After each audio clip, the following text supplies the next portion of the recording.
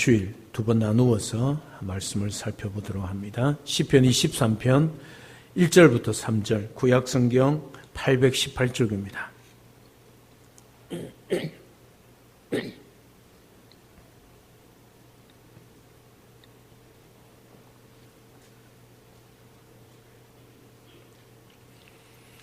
시편 23편 1절에서 3절입니다.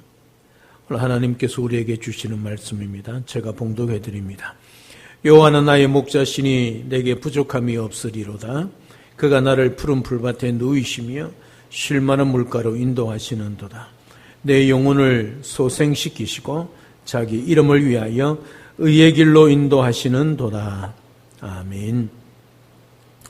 옛날 어느 경북에 사는, 지금이야 전도사님이라 그렇게 불렀지만 그 당시에는 신학을 제대로 공부하지 않고 신학을 배우고자 하는 사람이 있었습니다. 그 사람을 가리켜서 우리는 조사라 그렇게 말을 합니다.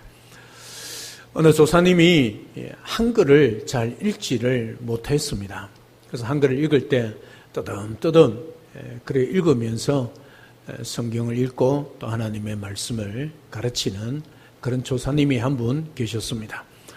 이 시편 23편의 말씀을 읽으면서 이렇게 읽었습니다. 여호와는 나의 목 자르시는 분이시니, 이렇게 읽었습니다. 한글, 지금이야 한글 성경이 잘 띄어쓰기가 되어 있지만 옛날에는 그렇게 되어 있지 않았지요. 그래 읽고 난 다음에 이 조사님이 설교를 이렇게 했습니다. 여호와 하나님이 나의 목을 자르셔도 내게 부족함이 없습니다. 그렇게 설교를 했습니다. 전혀 본문하고 안 맞는 그런 설교를 했습니다. 그럼에도 불구하고 여호와가 내 목을 자르셔도 내가 부족함이 없습니다. 그렇게 외쳤을 때 모든 교인들이 아멘 하면서 나도 그렇게 응답을 했다는 그런 이야기가 있습니다. 여호와 하나님이 무슨 백정도 아니고 무슨 사람의 목을 따느냐, 사람의 목숨을 요구하느냐 그렇게 말하기 전에 그들의 마음 중심이 어떤가를 우리가 깨닫게 되는 거지요. 여호와 하나님이 나의 목자시면 내 목을 가져가도 내 목숨을 가져가도 나는 좋다, 그 뜻이지요. 그 말은 무슨 말입니까? 여호와 하나님 한 분만으로 만족하며 그분으로 충분하다는 것을 고백하고 있는 것이지요. 이것이 진짜 예수쟁이고 예수 믿는 사람의 모습 아니겠습니까? 여호와 하나님이 우리의 목자가 되십니다. 이게 하나님의 말씀입니다. 다윗이 고백했던 말씀이고 오늘 또 우리에게 주시는 선포되어지는 말씀. 주일 두 번 나누어서 말씀을 살펴보도록 합니다. 시편 23편 1절부터 3절 구약성경 818쪽입니다.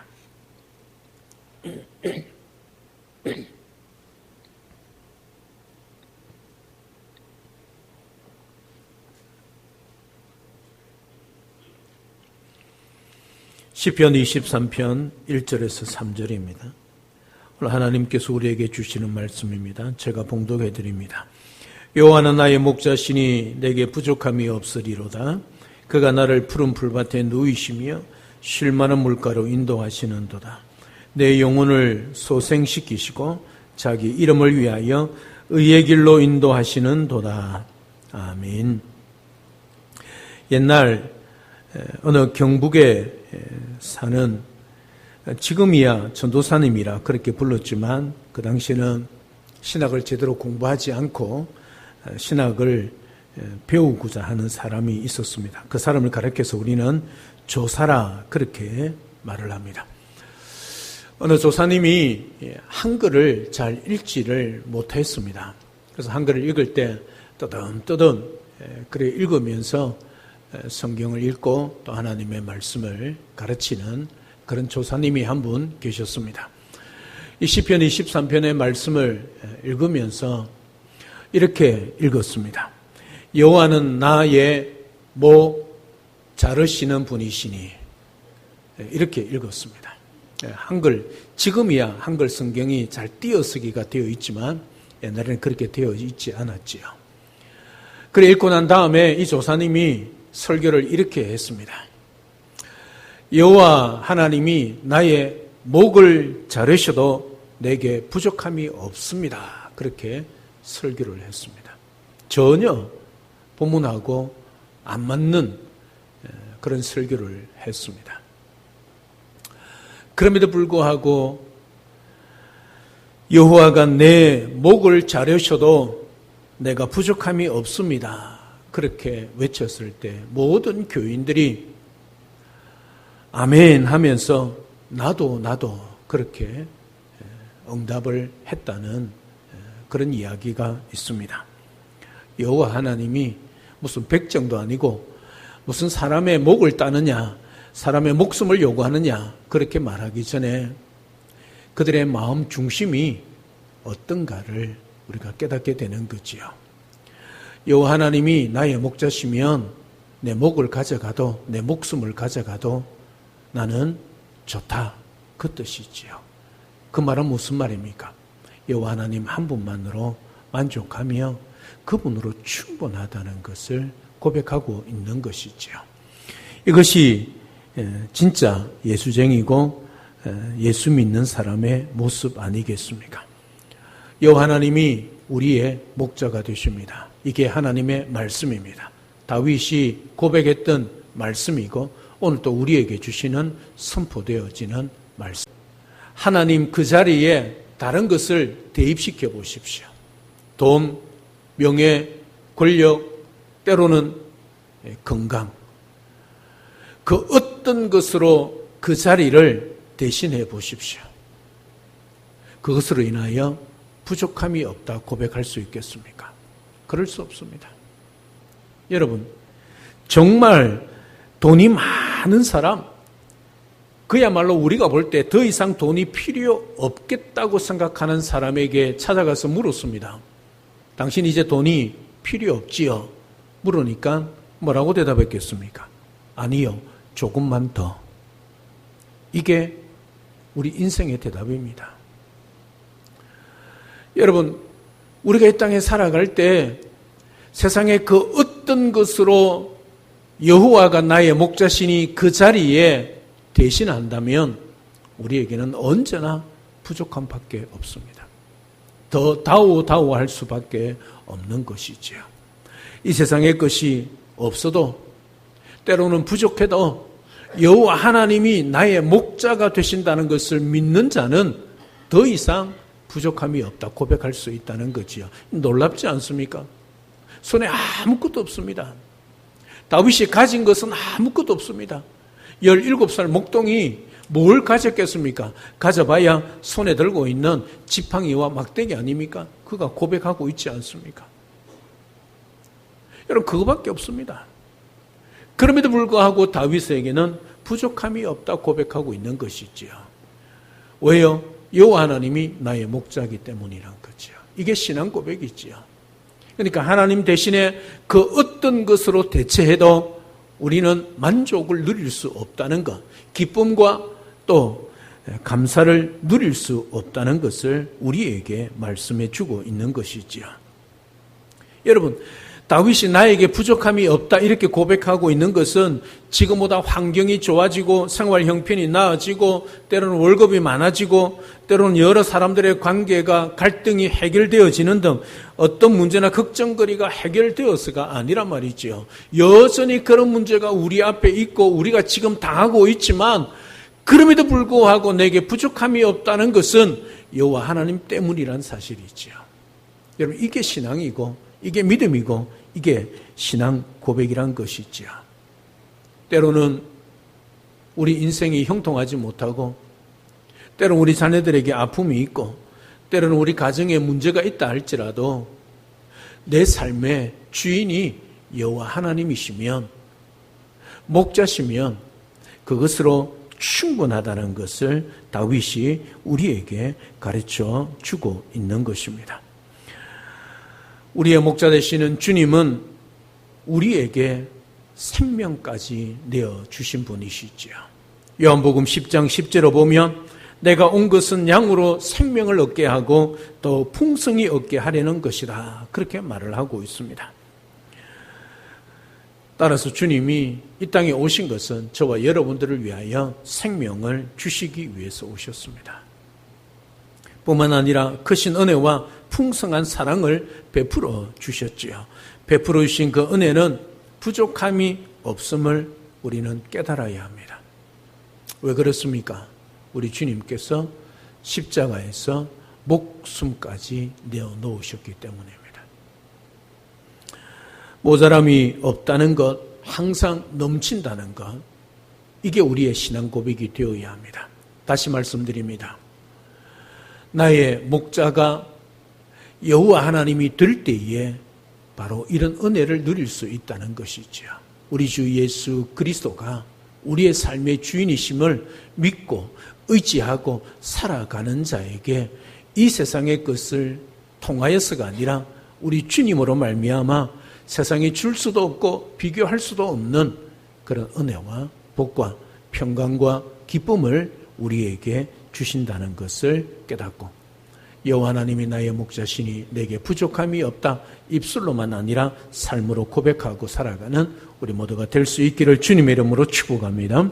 두 번째 2절에 보면 이렇게 기록합니다. 그가 여호와 하나님이지요. 우리의 목자 되시는 그분이 나를 푸른 풀밭에 누이시며 쉴 만한 물가로 인도하신다. 그렇게 말씀합니다.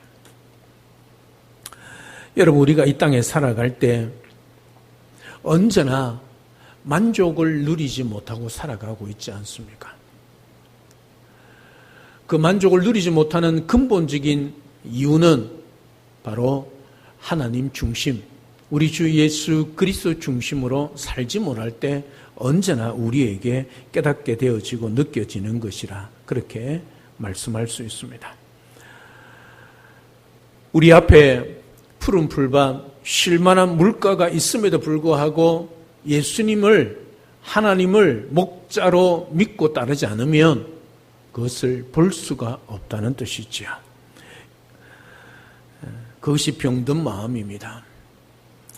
병들고 죽은 마음을 가지고 있으면 우리 눈앞에 펼쳐져 있는 천국 같은 그런 삶을 깨닫지 못하게 된다는 것이지요. 참된 양식을 통하여 배부를 수 있고 마음껏 뜯어 먹을 수 있고 마음껏 마실 수 있는데 우리 눈앞에 있는 그 주님의 사랑을 깨닫지 못하고 조금만 더 하는 욕심 때문에 우리는 풀밭 물가를 지나쳐 버린다는 사실이죠.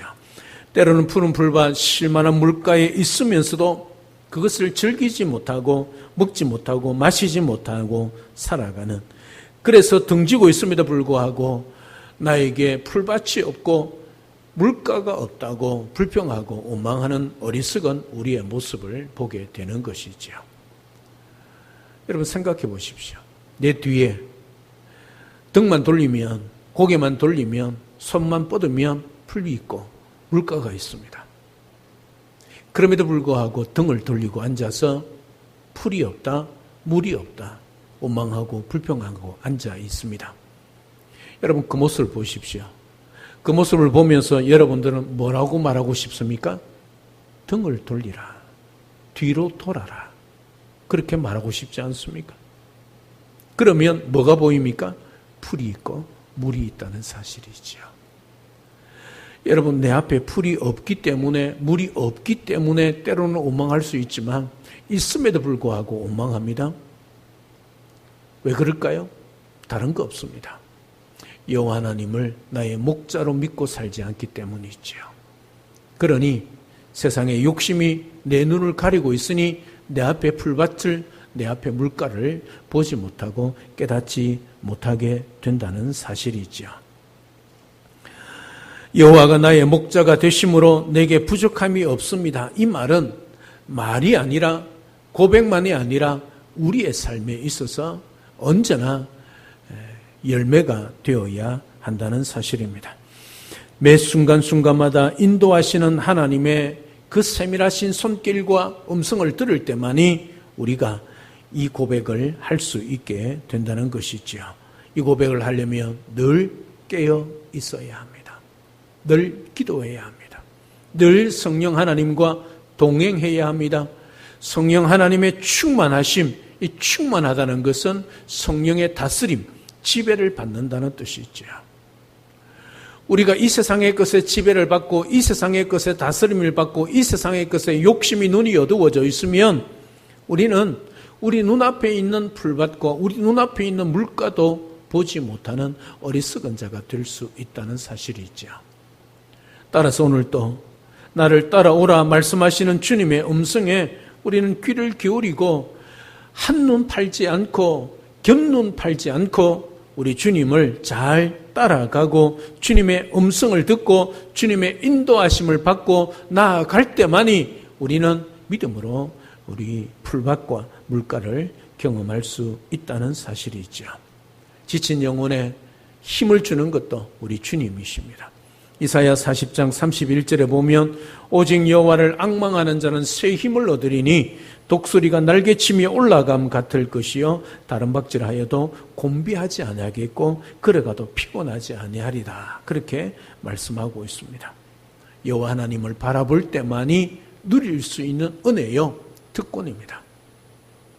기억하십시오. 그리하면 하나님께서 새 힘을 주시고 우리가 이 땅을 능히 다람질하고도 남음이 있도록 도우시는 목자 되시는 우리 하나님이 오늘 또 살아계심을 믿고 그 힘을 받고 또 지치거나 피곤하지 않는 날마다 영육간의 강건함을 누리며 주님 앞에 다름질하고 살아가는, 주님을 잘 따라가고 주님의 발자취를 잘 따라가는 우리 모든 성도들의 삶이 될 수 있기를 주님의 이름으로 축복합니다. 3절 마지막에 보면 내 영혼을 소생시키시고 자기 이름을 위하여 의의 길로 인도하신다. 그렇게 말씀합니다. 내 영혼을 소생시킨다. 이 말은 표준 새 번역에 보면 어떻게 번역을 하고 있느냐 하면 나에게 다시 새 힘을 주신다. 그렇게 번역을 하고 있습니다. 소생이란 것은 다시 나에게 새 힘을 주신다. 그렇게 말씀을 하고 있는 것이지요. 나에게 다시 새 힘을 주시니 나의 길을 의의 길로 또 인도해 주신다. 그렇게 말씀을 하고 있습니다. 한 번만 아니라 날마다 순간순간마다 우리를 그렇게 인도하신다는 것. 평탄을 할 때든지 우리 인생의 고비를 만나든지 어려움을 만나든지 힘든 일들을 만나든지 상관없이 그 모든 것을 이겨내고 통과할 수 있도록 새 힘을 주신다는 것을 말씀을 하고 있습니다. 다시 말하면 우리가 이 땅에 새 힘을 얻고 살아갈 수 있는 소생의 은혜를 누릴 수 있는 것은 여호와 하나님, 나의 목자 되신 그분을 믿고 그 음성을 잘 따라갈 때만이 우리가 그럴 수 있다는 것을 말하고 있습니다. 여러분 지치고 피곤할 때, 힘들고 어려울 때 어떻게 하고 계십니까?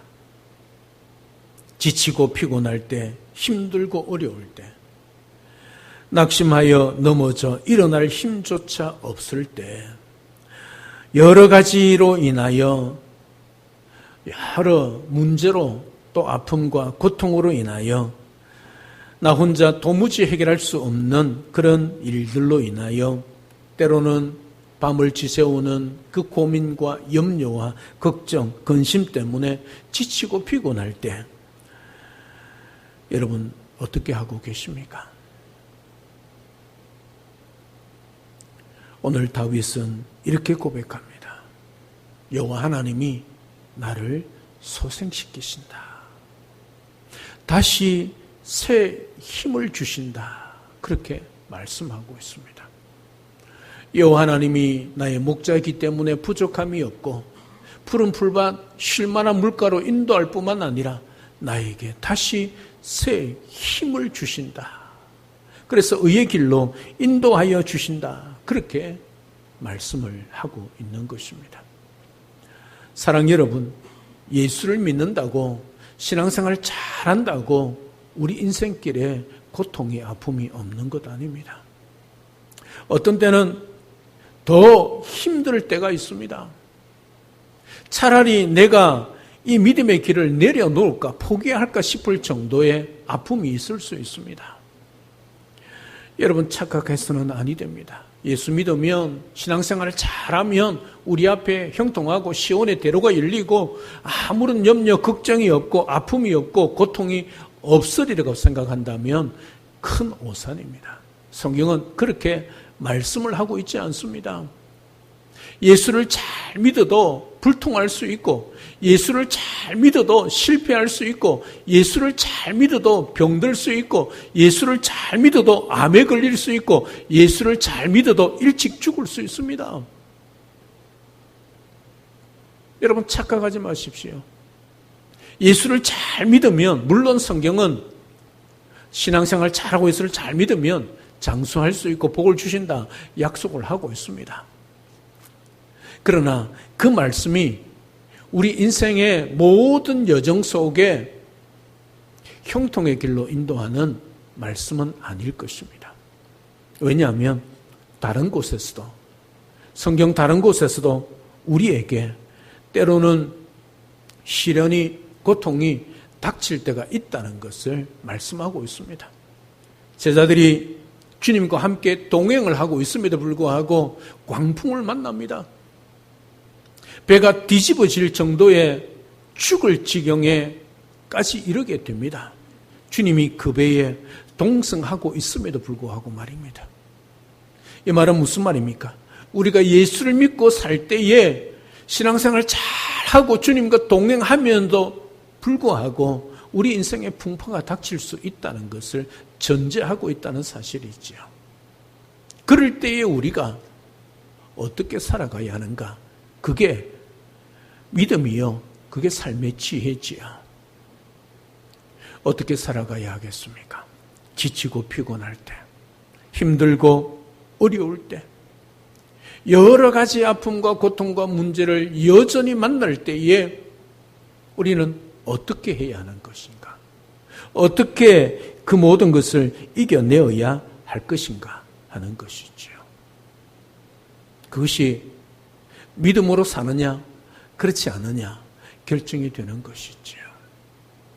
믿음으로 산다는 것은 그럼에도 불구하고 여호와 하나님을 나의 목자로 믿고 끝까지 붙드는 것이죠.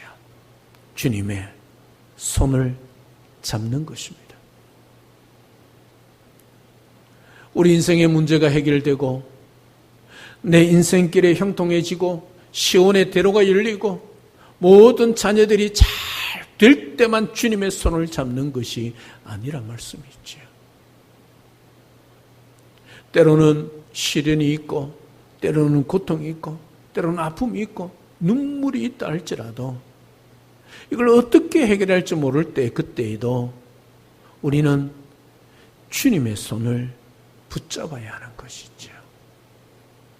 여호와 하나님이 나의 목자이심을 믿고 내 피곤한 손, 내 연약한 손, 내 부족한 손을 주님 앞에 내밀고 주님의 손을 붙잡아야 한다는 사실이지요.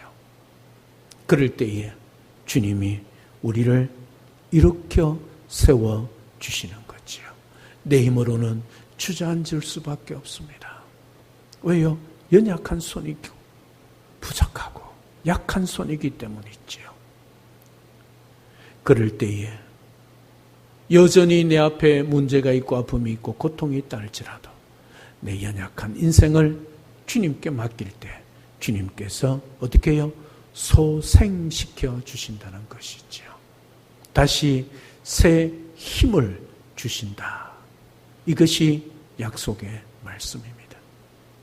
우리 인생이 잘 되고 형통하고 돈 잘 벌고 자녀들이 잘 될 때만 주님이 나의 주님이 아니라 내 인생이 불통하고 어렵고 지치고 힘들 때도 여전히 주님은 나의 주님이심을 믿고 그 주님 앞에 살아가는 것.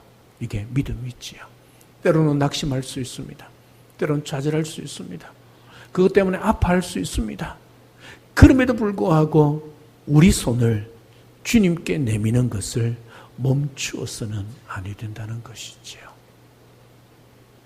주님께 손을 내밀면 주님께서 우리 손을 잡고 가시는 겁니다.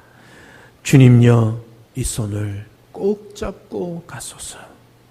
약하고 피곤한 이 몸을 폭풍우 흑암 속 해치사 빛으로 손잡고 날 인도하소서.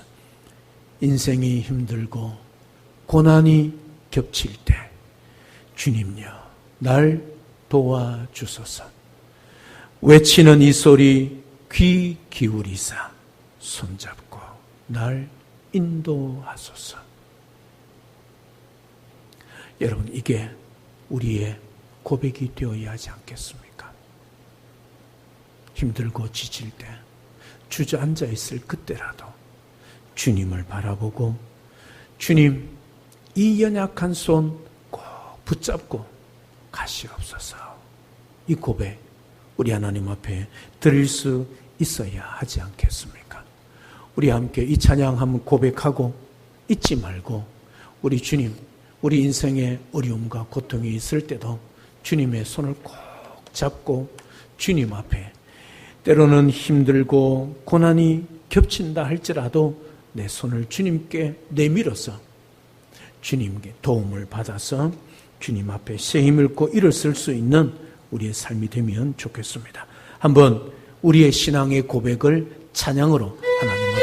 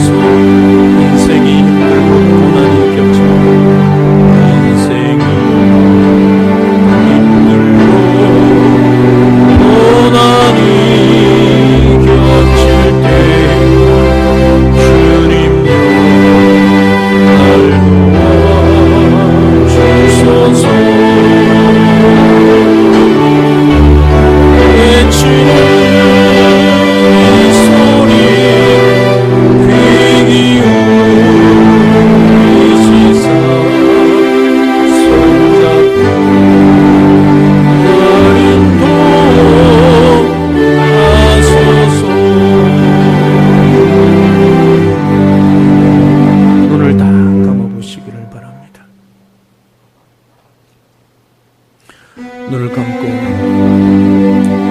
지금 여러분의 인생들을 한번 돌아보시면 좋겠습니다.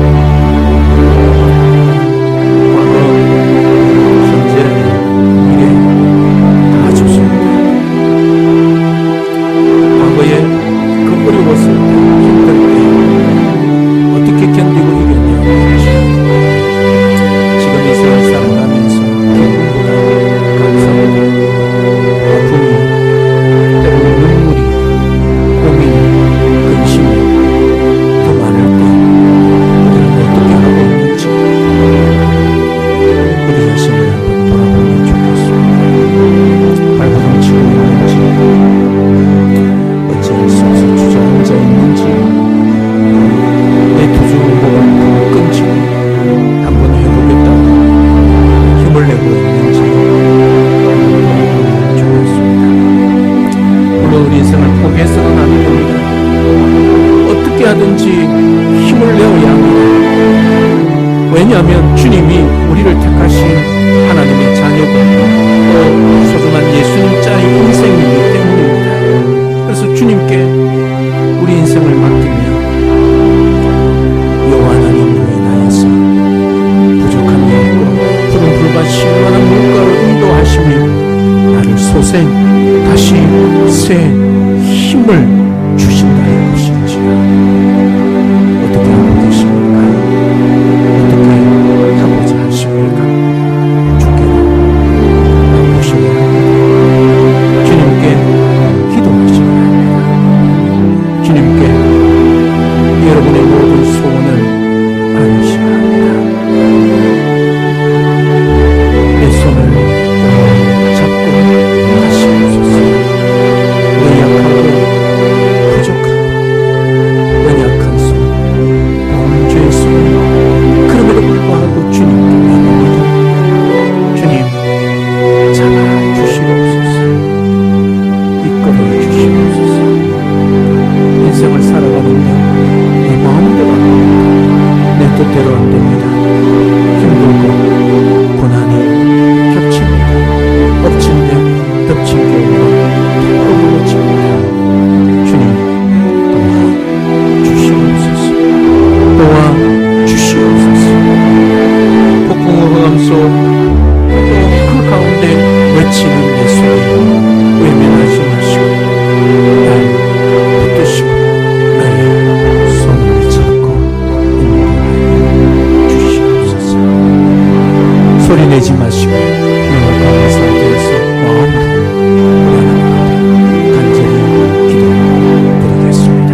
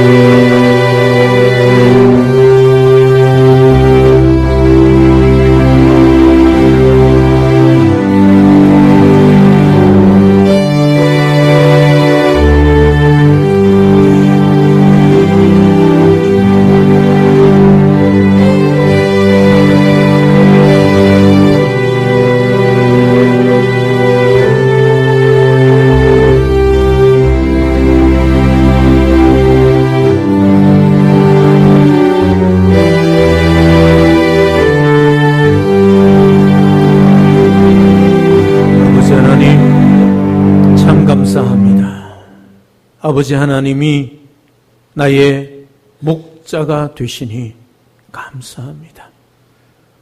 사랑하는 주님, 주님이 나의 길이 되시고 생명 되시고 진리가 되시니 감사합니다. 때로는 인생을 살 때, 고난이 겹칠 때, 힘들고 어려울 때 포기하고 그만두고 싶지만 여호와 하나님이 나의 목자시고 우리 주님이 우리 인생의 주인이 되셔서 우리에게 생명을 주셨기에 약하고 연약한 부족한 손을 주님께 내밉니다. 주님 잡아 주시옵소서. 연약한 우리를 도와 주시옵소서. 그리하여 주님으로 말미암아 목자 되신 우리의 하나님으로 말미암아 부족함이 없습니다. 푸른 초장 쉴만한 물가로 인도하시는 그 하나님, 나에게 새 힘을 다시 주시는 그 하나님 앞에 승리하며 믿음으로 굳건하게 이기고 살아가는 우리 모두가 될 수 있도록 축복하여 주시옵소서. 예수님의 이름으로 기도드리옵나이다. 아멘.